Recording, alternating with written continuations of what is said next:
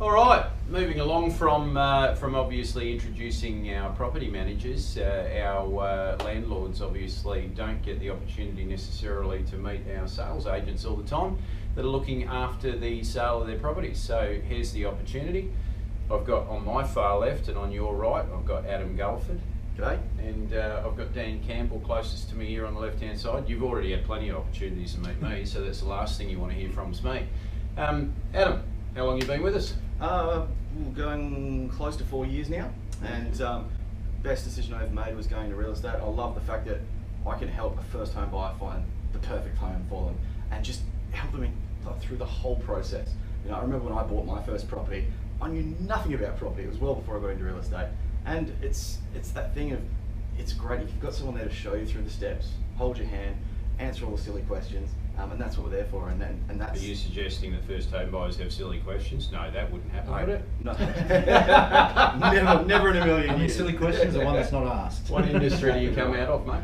So previous to this, I was in the automotive industry for a little while, Mm-hmm. and before that, I was a commercial pilot and flight instructor, and so I flew all over Australia and all around the place, training cadets for different airlines. Yeah. And prior to that, I was in horticulture for about 15 to 16 years. And growing marijuana does not count as horticulture. it's going to be legal in Australia. Step ahead of the rest. A lot of indoor plants and things like that. I think. Yes, we had a family business doing indoor plant hire, Yeah. and we were the third largest in Australia.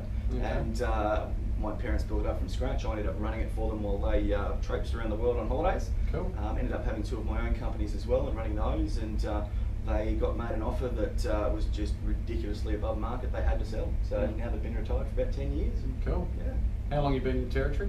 Ooh, going on 8 years now. 8 years. Cool. That's enough from you. All right, Dan. Yes. How long have you been in this game? Oh, well, I'm only a newbie.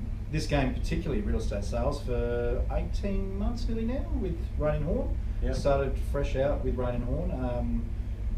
Licensed in Queensland as well, and the intention was, my brother's a builder down there, so he was like, well, maybe you can sell some of my stuff on the side. And as I delved deeper into it, I sort of went, wow, this is a really interesting industry with so many varying aspects for buyers and sellers and everything else around it.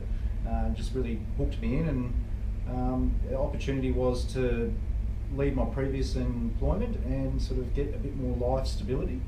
And so And a bit of a change from your previous employment. yeah. Had a lot of relevance to real estate. What was that? mate? Totally, heaps of relevance. I was in the Royal Australian Navy.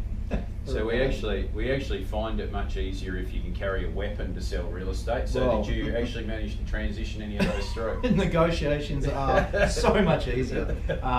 No, I think the background with military definitely helped with discipline and obviously scheduling, and a lot of things that defence encompasses is very transferable across to really any industry. And I found it was very easy with my background prior to defence, because I was in building construction with my brother's company and other companies down in Brisbane, and had my own businesses down there for a few years as well. So it was really a natural progression to come back to the building construction real estate industry, this side just being on more of the sales side, which is definitely eye-opening but rewarding.